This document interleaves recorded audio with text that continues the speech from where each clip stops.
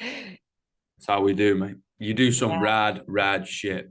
Well, thank you. I have an awesome support team around me that, really helps me make things happen and put out content too to showcase it. So definitely grateful for, what I get to do daily. I don't take it lightly. So You got an Eddie. yeah, I have an I'm gonna Eddie. I'm gonna need one of those. I'm gonna have to get on Amazon Prime or something. Click and collect, Get- That's gonna be the new hashtag. Get yourself an Eddie. Get yourself an Eddie, man. Let's start a trend or something.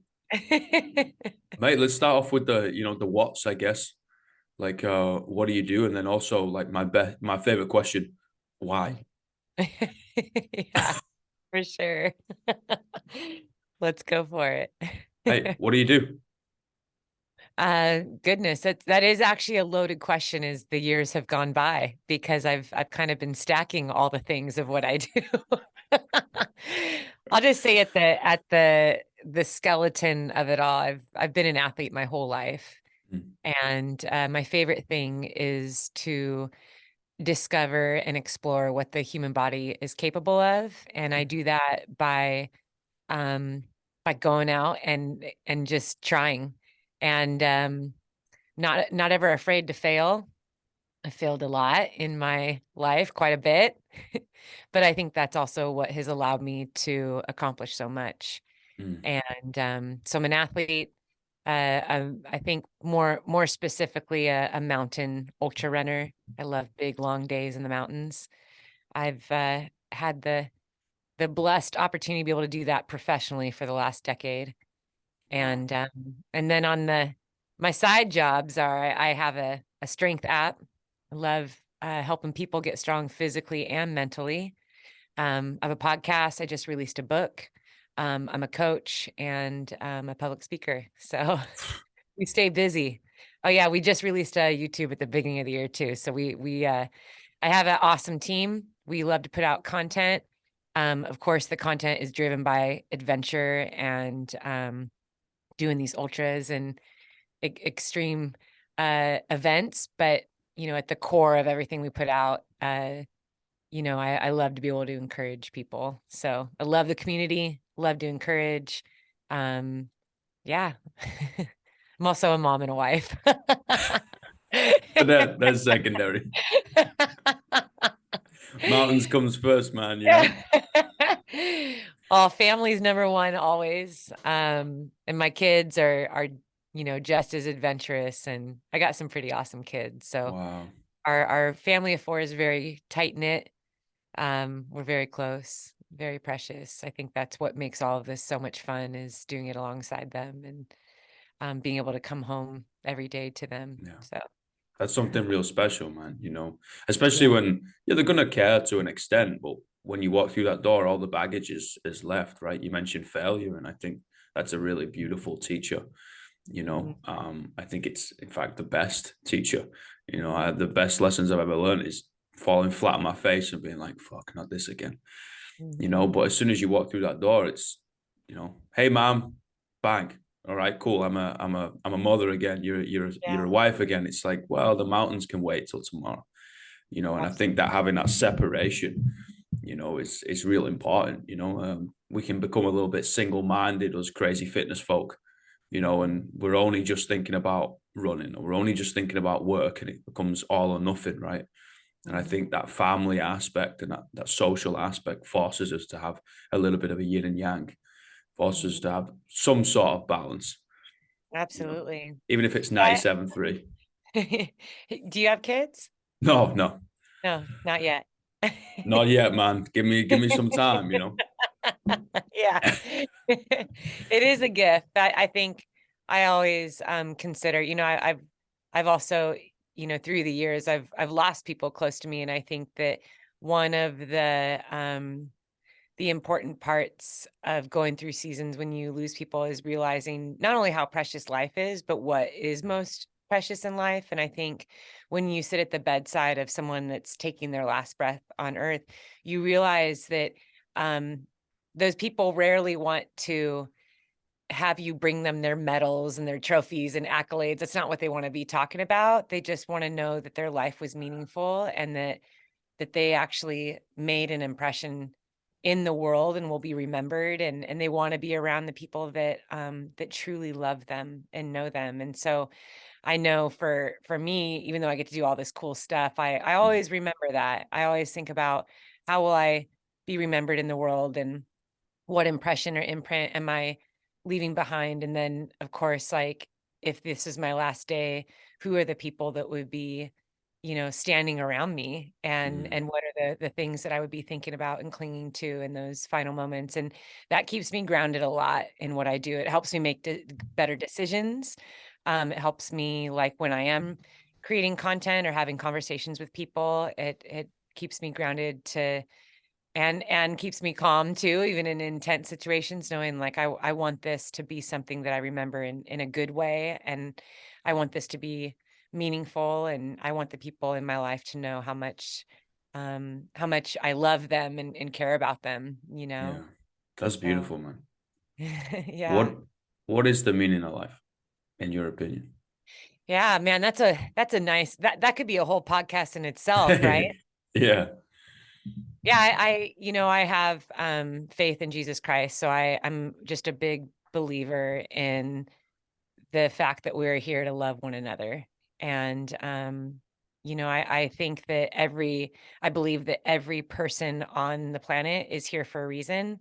I Mm. believe that all people are equally precious and valuable, and unfortunately, we live in a world where sometimes we become victims of people telling us that we're not valuable, that we don't have worth, or or that other people are better than us, and only some people have purpose, only some people are successful, and some people are strong. But I think that if you're here, that's like one of the greatest gifts, is to be alive. Like, life is so precious, and so I think that um I believe in doing everything with my whole heart. I believe, uh, that whatever I do, it should be rooted in love, and in a way that I'm able to connect with the world around me. And yeah, I think that our lives are so much more fulfilling that way. I've definitely gotten caught up in thinking that the meaning in life is about me, that the meaning in life is about elevating myself, or winning as many trophies as I can, or getting on the cover of a magazine. And I can say that's a pretty empty pursuit. But Mm. when I, you know, flip my perspective, and I understand that my story, my life is just part of a greater story, and that I'm able to be all of who I am while connecting with the world around me, and loving people. It's a wild ride, but it's far more fulfilling that way. So 100%. You yeah. know, like I wrote something down the other day, or something like how frivolous a life would be pursuing instant pleasures rather than feeling fulfillment. You Yeah. know, something along those lines. And like the more I talk to people from all different walks of life, whether that's in person, coaching, doing this, hey, let's kind of move around and be a little bit fitter and healthier physically and mentally, or whether it's through this thing, right? And it's just like, we're really not that different. We're Yeah. really not, man. Like, we all want to love one another. We all want to somehow get to the end of this thing and be like, that was a wild ride, you know? And Yeah. then we also want to connect with one another and like empathize rather than just sympathize and be like, yeah, okay, I kind of know what they're thinking. I was like, nah, fuck that. How do they feel? Like, really connect with one another, you know, create that sense of community. And you know, you look at those blue states all around the world, right? You're like, Mm, what? How did people live to 100, 110, 120? It's like they got a real strong sense of community and they're really yeah. connected with one another socially. And we're like, yeah, we're really not that different. You know, we might look a little different. We might have completely different stories, completely different pastimes, hobbies, different names, whatever. You can throw as many different things out there as you want, but we're really pretty similar. You know, we Mm, are all human. We all bleed red, and we all mm. just want to love each other. Yeah, I definitely agree with that. I think that I spent some time before I was a professional athlete. spent some time traveling around the world, and I did a lot of like orphan care type work, visit prisons, and you're so right. It didn't matter if I was in Poolsmore prison in South Africa, I was sitting in an orphanage in Ukraine. I realized that, all people have this longing in their heart to be loved, to be seen, and to know that they're valuable. And that doesn't change regardless of how old you are, or regardless of your race or the family that you are born into. I think that people want to know that their life matters, and Yeah. I believe that people, regardless of how bitter or resentful someone may seem, and social media really doesn't help this day and age. I mean, we see a lot of yelling and screaming and anger and bitterness and pointing fingers right now. And I think that what is so important is to remember that if we take away all of the issues that are going on right now, and we get down to the heart and the bones of every person, it's people want to know that they're loved, and that they can find love, and that there is value in this life that they're living. It's pretty common, and it's so simple. Mm. Um, and I just think that, man, that's a stronger message to talk about. That's something that you feel like you don't have purpose in this life, or you don't know what to do with your life. Go serve other people. I mean, Yeah. there is so much to be done in this world. Like, if you're feeling down and in a dark spot, I mean, the best thing that we can do is take our eyes off of ourselves and go help a neighbor. And we don't have to go far, right? Like, you can help a little old lady like with their garden next door. You can help someone carry their groceries. It's smiling at someone. It's striking up a conversation with a stranger. I mean, I think at the heart of who humans are, like, we long for Mm. that true human connection. And I think that's what can really change the world. Those little acts of connection and kindness. I couldn't agree more, man. Yeah. I say coaching saved my life, man, because you just plow your energy into other people and you see Oh, so the true. the representation of the benefit. You see it physically, but then you also see the smiles and you see them walk in with the chest and the chin up. You're just like, hold on a minute, you were like really hunched over like 2 weeks ago and really shy, and now you're kind of extroverted, and you're like, what the Mhm. hell? What's going on here? Maybe this is working. This thing. And you're like, oh. So if you put a little bit of time into people, maybe they're gonna put a little bit of time back. And Mhm. I think social media is a weird one, right? Like, I think it has the capacity to really change the world socially in a Mhm. positive manner. Yeah. But it seems Yeah, like there's a lot everybody of wants good. to say something, but nobody's got anything to say, right? Yeah, We're all there's just definitely pros shouting. and cons. Yeah. Yeah, it's like, guys, you gotta think about what you want to say first, rather than Yeah, just making noises out of your bloody meat hole. Let's yeah, let's let's so think. true. And I think everybody's hurting, but we disguise it in anger. It's Mm, actually grief, man. Like, you yeah. gotta you gotta sit with yourself. Sometimes it takes running up and down the mountains. Sometimes Mm, it takes literally sitting down and just kind of staring at a wall and writing things down or making a painting. Sometimes it's lifting weights. Sometimes it's yoga. Whatever your meditative state is, you've mhm. got to sit with those emotions and get to the core, so then you can communicate with effectively, right? Rather than just screaming at each other. So true. Yeah, absolutely. What's Yeah. the biggest thing the mountains have taught you? Well, I've loved the mountains since I was a little girl. Mountains are so peaceful. So I live down by the ocean. I'm really close to the Pacific Ocean. It's Mm, maybe like a kilometer from my house. So I have that ocean breeze and that sea mm, air, and I love the water. But when I get into the mountains, we have the mountains I train on, maybe like 40 minutes from my house, or like 3,000 um, kilometers. I mean, they're, or sorry, 3,000 meters. And they are these big, glorious, beautiful, peaceful, this mountain range. And I just feel like when I go to the mountains, that it's my not only my quiet place to just like think and meditate, but they really humble me. yeah. It doesn't matter how many years that I've put in running up and down mountains, and the mountains here are pretty steep. So I can get in like really like in a 10K run, I can get in like 2,000 meters of climbing.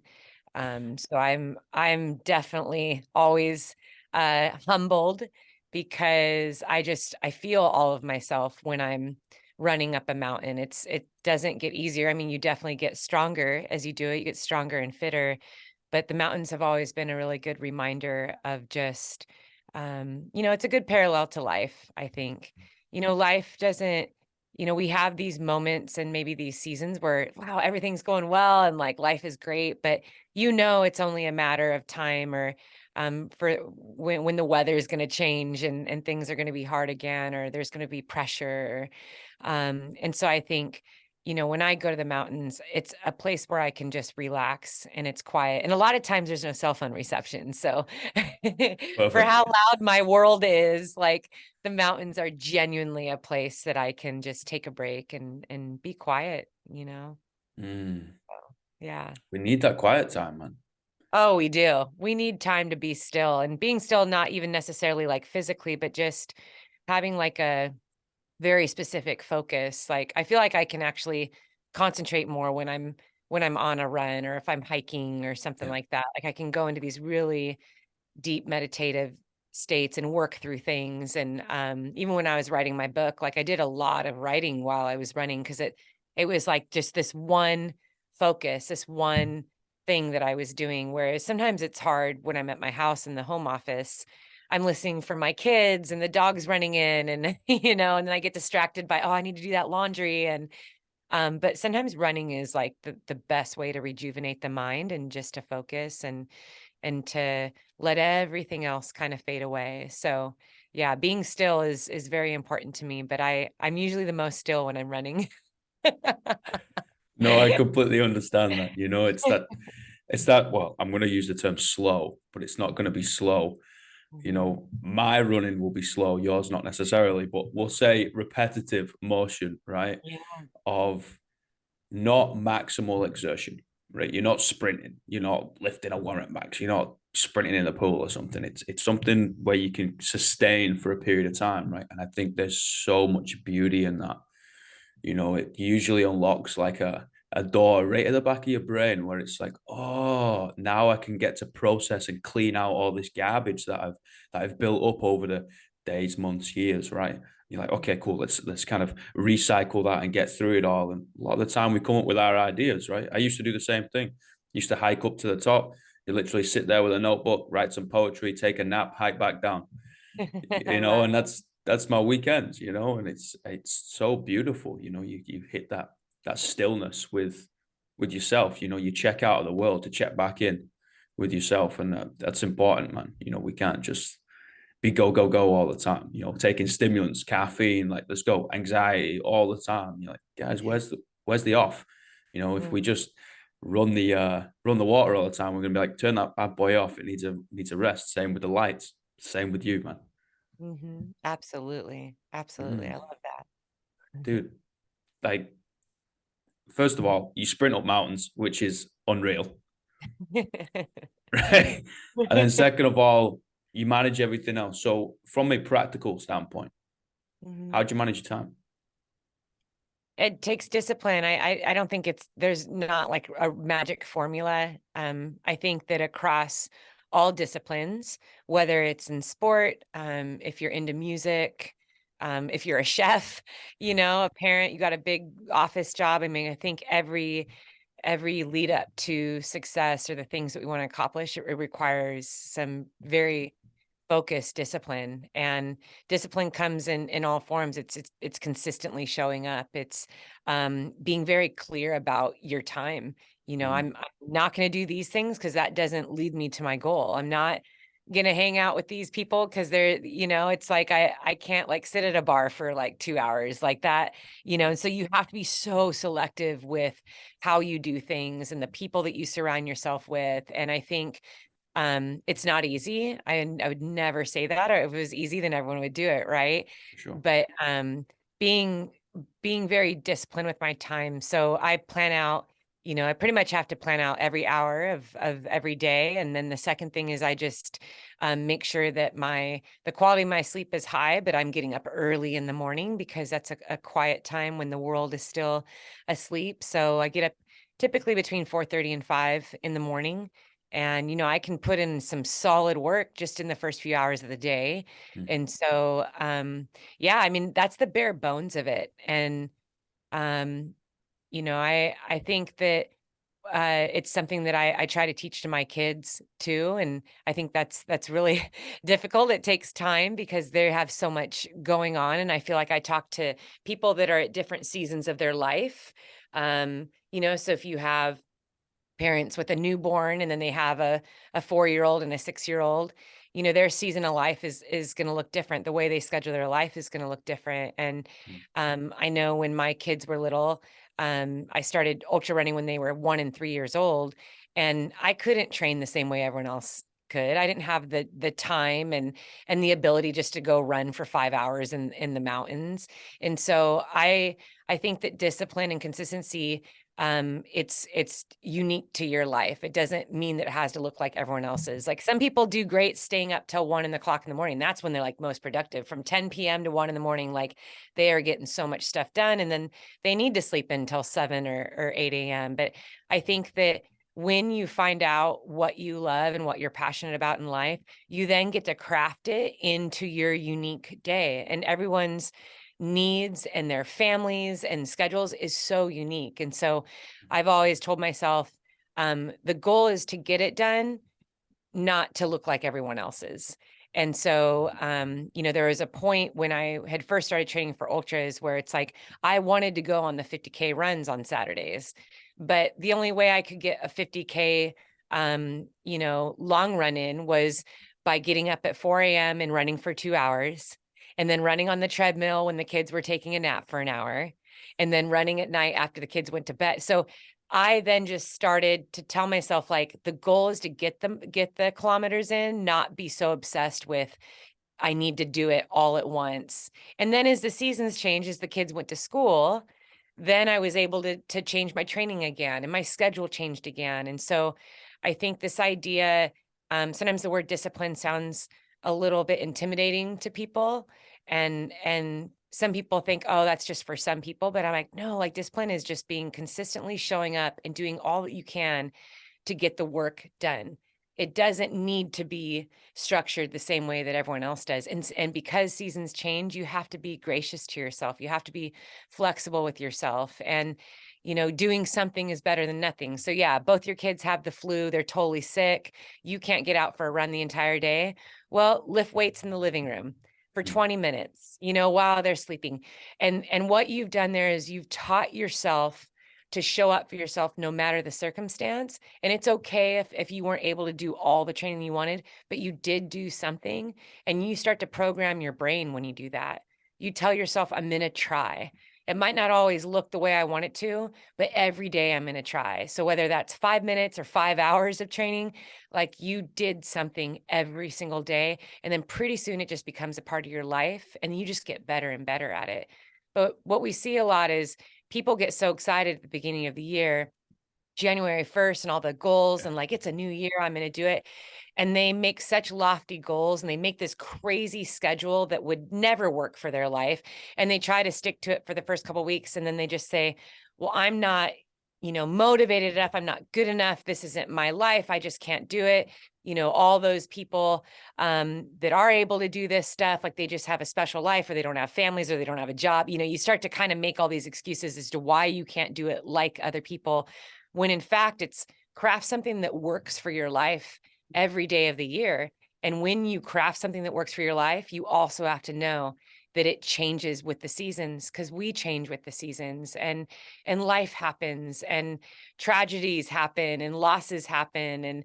And so I think that's kind of how I've been able to move forward over the years. I had to get to a point where I just let go of trying to look like everyone else and live like everyone else and train Yeah. like everyone else. And I said, I'm going to show up the best way that Sally can, and I'm never ever going to give up on that. I'm not going to quit. So, yeah, I've had a lot of crazy seasons of training. And I think even today, that's one of the things that that I'm known for. I train very unconventionally. I don't train a lot like other people do, and I'm really proud of that because I hope that anything that people get out of that is that they don't have to do exactly what I'm doing. It's just carve your path. I mean, that's why you're here. That's why no one else can live your life. There's a reason why you're unique and why only you can feel what you feel, only you can think what you think and say what you say because it's you. And so you get to carve out this story that's very unique to you. And so um yeah, I always want to encourage people in that. I think that's the secret to success is live the one life that you've been given in the way that as best that you can with what you have been given and don't ever give up on it. Man, I love that so much. And the best word I think out of that is consistency. Mhm. Just do something, man. I'll Mhm. tell people all the time in the gym, work is work, man. Mhm. At the end of the day, like we're gonna have to go outside and dig holes. But some Mhm. days you're gonna go out with a bulldozer, and other days you're gonna go out with a teaspoon. But every Yeah. day you're gonna go outside and you're gonna dig hole, man. And that's all it is. It's brick by brick. Rome wasn't built in a day, but they're laying bricks every hour. Whatever little saying it makes you makes you go to work, makes you do something, right? Yeah. It's that consistency, it's that showing up for yourself, for the people around you, Mhm. for your future self, for that goal that you wrote down and was like, I want to do this, or I want to be there, or I want to be able to achieve this. I want to have the lessons that is going to be laced along the way towards this goal. I want to learn those lessons. It's like, yeah, Mhm. man, consistently show up. I can make you good in 5 weeks, but I can make you great in 5 years. Like, which Yeah. ones you want to be? Good just like falls by the wayside. It's Mhm. just that months and years that grinding. Hey, I'm just gonna find my win today. I got my win. I checked the box. I put a little mark on the wall. Cool. I go home. I come back again. Put a little mark on the wall. Next thing you know, you look at this tally is full. And I think you're doing an unbelievable job. Not because we can also see it through social media of like, oh, Sal's done a Mhm. 10-minute workout or a partitioned training program or whatever. But the biggest thing, mate, is for the kids, man. Mhm. I coach a lot of kids. I love coaching kids. Like Yeah, the it's youth is amazing. oh, Yeah. dude, it's They my keep you heart and soul, young and man. happy. Yeah. I love that shit, man. I love that Yeah. shit so much. And They're just funny. Like, sometimes they can be so squirrely and, like, drive you crazy, but they bring so much life to your soul. yeah, you get paid to have fun for an hour. Yeah. It's like I Yeah. want to play the games, guys. Put me in, Yeah. I'm not gonna Totally. lose though. No Yeah. way. Well, I'm sure they love you for that too, because you played. Yeah. We'll play hard. We'll play hard. Yeah. Yeah, But that's so. you show them. You show them whether they're asleep or not. That vibe in the room. They're gonna wake up and you're a little bit sweaty. It's Mhm. like, man, what have you done? It's like, oh, Yeah. I just did a 5-minute workout, a 3-minute workout, a 30-minute workout. Mhm. Even in the living room, lifting some water or whatever, push-ups. 500 push-ups for time or something. You've done Mhm. something, and that slowly infiltrates a kid's mind, and it Mhm. shows like, oh, hard work is the only thing we got, guys. That's what we got to do, and that will bleed off outside of fitness. And next thing you know, they're pretty hardworking individuals. Yeah. Yeah, so true. I love that. Chief, I Mm. got 3 questions. Yeah. What's Yeah. the what's the greatest piece of life advice you've ever received? The greatest piece of life advice? That's really hard to boil down. Um, One I've been thinking about lately is that you can never forgive too much. I think that, Wow. and that's even to people that don't ever say they're sorry, you know? I think that there's freedom in forgiving people. So much bitterness and resentment is as a result of not forgiving others or feeling like a victim because someone never said they're sorry. And when you forgive people, you're able to let go of of that thing that seems to hang on the shoulders and lurk in your mind and bother you, you know? Yeah, I think that forgiveness is freedom in so many ways. And it kind of gives you that power to move on and move forward and say, yeah, that's something I can never change. So whether, in even forgiving yourself, because we make mistakes, we say things that and do things that we're not proud of. And so it's coming to terms with, yeah, like make that right as best you can and forgive yourself and move on. And then it's on the flip side is, when you have been wronged or deeply hurt, um, if that person says they're sorry, forgiving them is the best way to move on. But even if they don't, you can forgive them in your heart. And wow, it's just it's very freeing to do that. So yeah, that's the biggest one in my mind right now. Yeah. Oh, wow. That's really hit me for six, man. I'm going to be thinking about this for a while. Yeah. Yeah. We That's a need real more good of one. that in the world, Yeah, I huh? think so. I really do. Forgiveness and gratitude, Yeah. you Yes, know, gratitude. So powerful. yeah. Mhm. What's the worst piece of life advice you've ever received? Um, Gosh, I feel like the worst advice that people have given me over the years, Yeah. is always at I think what's important when people are giving us advice, and this might go into one of a good piece of advice someone gave me, always consider the source. So one, like who is it that's saying it? Like who are they in your life? Is this someone that you deeply respect and that you love? And is this someone who loves you unconditionally? So like they know you in your worst. They know you in your good times. They've stood by you always. Like there's very few people in our lives who are that person. Yeah. Like the people that are closest to us are like gold, and so therefore, when you receive compliments, critics, whatever it is, whether it's on social media or to your face, always first consider the source. So who is saying it? And then ask yourself, is this piece of advice or this statement or this critique rooted in love or is it rooted in selfish ambition? Because sometimes people say stuff because they need something from you and they want you to act in a way that's going to be advantageous to them. And sometimes we can't see that, sometimes we can't see why someone is giving us the piece of advice or maybe, and I've gotten advice from people, it's they say things to me because they've been through an experience that they didn't like. And so they now have this fear that that is how it always is. And so Mm. I'm going to tell Sally, oh, be careful, watch out, don't do this because this happened to me.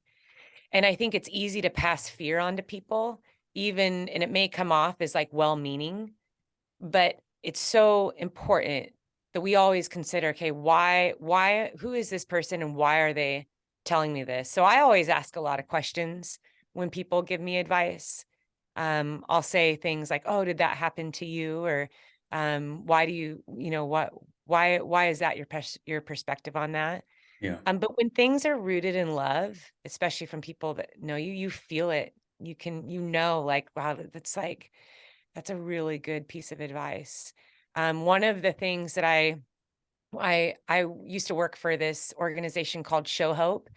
It's a nonprofit organization that gives grants to people who are trying to adopt, because adoption is so expensive. Mm. And so we write these grants and give them to families in order to help them create, to bring home an orphan or a kid in foster care. And my boss was like, oh my boss was such an incredible person. But as the organization was growing, he dealt with so many different types of people. You're dealing with families, you're dealing with businessmen. It was lots and lots of emails he'd get all the time. And some of these emails would be really stressful and critical. And um, one day he came in and we were kind of talking over these couple emails that were a bit harsh and hard to go through. And he says, Sally, always take responsibility, even if it's not your responsibility. There's always something that you can take responsibility for. And he's like, that's one of the hardest things for people to do, but it's the only way that you're going to grow. And that's how you become a leader. And I'm like, oh man, I've never forgotten that. So if someone comes at me and is like, you did this and this and this, or this happened and this fell apart, where can you take responsibility and come alongside that person, to help recover whatever the situation is like, and of course, always doing that with good intention, right? Mm. But it's so easy, I think, especially in today's age where we don't want to take responsibility for anything. And then we just don't grow. Like we don't learn, we don't, nothing is ever our fault. Like I can do no wrong. I mean, that's a really dangerous place to be in. And Mhm. I've seen how that's transferred over, like in my racing. My recent race that I did, Cocodona 250, when I got, my feet were trash, but I had to, as soon as things were going wrong, I told myself, this is my fault. Like, I can't blame anyone. I can't blame the sock company. I can't blame like the race course, the race director. I can't say that, oh, if the course would have done that, I'm just going to say, like, I made a mistake and now I'm going to do my best to fix it. But I can't use the mistake as a reason why I'm not going to get to the finish line. And because of that, I got to the finish line. I didn't want to drop out of the race and the next morning write a post and tell people, oh, these socks sucked, Yeah. or the race this, or the water that, and it's just not my day. And it wasn't what I trained for. And it's such a bummer. And I'm so heartbroken. It was like, no, that's not the story I'm going to write. I Mm. made a mistake. I suffered that mistake the entire race, but I freaking got to the finish line. And because I decided to take responsibility, I also proved to myself the incredible amount of discomfort and pain that humans are able to endure when they have their eyes set on a goal.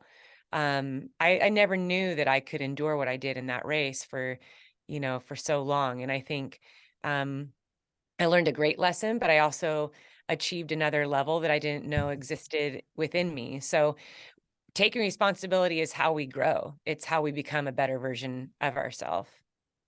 Sally, thank you so much, man.